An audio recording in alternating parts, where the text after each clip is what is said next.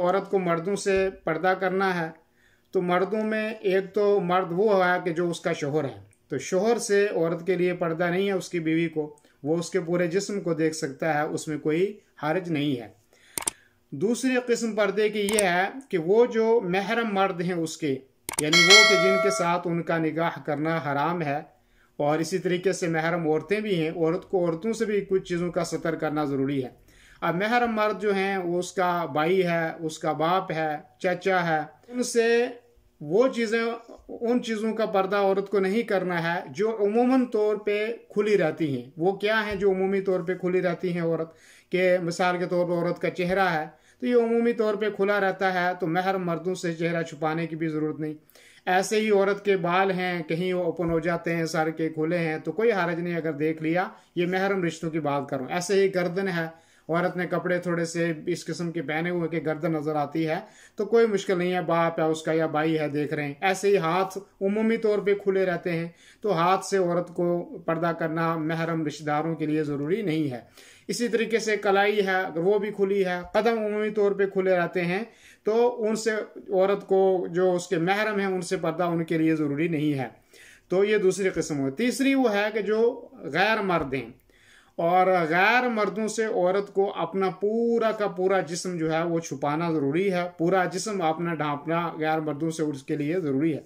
इल्ला ये कि मिसाल के तौर पे कोई गैर मर्द है लेकिन वो मंगनी का पैगाम दे रहा है, वो शादी करना चाहता है, और औरत को देखना जो है वो जायज़ है कि वो औरत को देख सके निकाह से पहले, और उसके लिए उमूमन क्या चीज़ें ज़ाहिर रहती हैं कि उसका चेहरा है, उसके हाथ है, कदम है, ये चीज़ें खुली हैं, तो अगर वो उसको देखता है इसमें कोई हर्ज नहीं। ऐसे ही कोई इलाज के लिए अगर औरत को कोई गैर मर्द देखता है उसके जिस्म के कोई जगह, तो उसके लिए गुंजाइश है। अगर कोई औरत डॉक्टर इलाज करने वाली नहीं है, कोई मर्द ही है और मर्द के अलावा उसका कोई इलाज करने वाली औरत नहीं है, तो ऐसी सूरत में वो देख सकता है।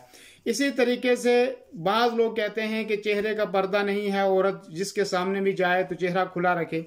इस सिलसिले में मैं आपके सामने ये बात अर्ज कर दूं कि क्योंकि औरत का सबसे बड़ा फितना जो है वो उसका चेहरा है, चेहरे को देखने के बाद ही औरत के जो है फितना शुरू होता है।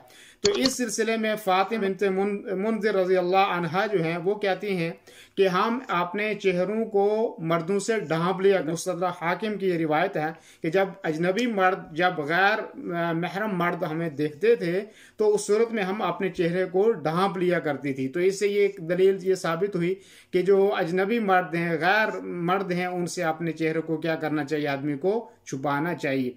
ऐसे दूसरी रिवायत जो है वो सैयदा आयशा रज़ी अल्लाह अन्हा की है। वो फरमाती हैं कि हम नबी करीम सल्लल्लाहु अलैहि वसल्लम के साथ हज के सफ़र में थी और अहराम की हालत में थी, और मर्द जब काफिले जो है उनके आते थे और तवाफ़ करने के लिए गुजरते थे, तो जब वो हमारे बराबर पहुंचते थे वो काफिले, तो नबी करीम सल्लल्लाहु अलैहि वसल्लम की ज़ौजा मोहतरमा फरमाती हैं कि उस वक्त हम जो है अपने जो सर पे चादर होती थी तो उसको हम क्या करती थी, उसको हम जो है अपने चेहरे के ऊपर जो है वो डांप लेती थी अपने चेहरे को। तो ये हैं पर्दे की जो अक़साम हैं जो मैंने आपके सामने अर्ज की। तो इस सिलसिले में ये भी है कि आदमी क्या करे कि अपने चेहरे, औरत क्या करे अपने चेहरे को भी ढांपे, ये उसके लिए ज़्यादा बेहतर है, और यही सुन्नत तरीका है कि औरत के जो चेहरा है उसका भी पर्दा है और चेहरे को भी छुपाना उसके लिए ज़रूरी है।